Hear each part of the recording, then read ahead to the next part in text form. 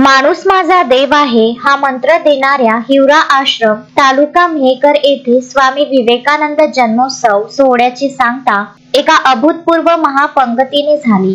गेल्या 60 वर्षाची परंपरा कायम राखत तब्बल 40 एकर परिसरात 2 लाखाहून अधिक भाविकांनी एकाच वेळी शिस्तबद्ध पंक्तीत बसून महाप्रसादाचा लाभ घेतला। हा सोहळा आणि त्याचे नियोजन पाहता याची नोंद Guinness book of world record मध्ये व्हावी अशी भावना व्यक्त होत आहे। स्वामी शुकदास महाराज यांनी सुरू केलेल्या या आश्रमात दरवर्षी 3 दिवस भरगच्च कार्यक्रमांचे आयोजन केले जाते। यामध्ये कीर्तन, व्याख्याने, साहित्य संमेलन आणि शेतकरी मार्गदर्शन अशा वैचारिक मेजवानीनंतर शेवटच्या दिवशीही महापंगत बसते।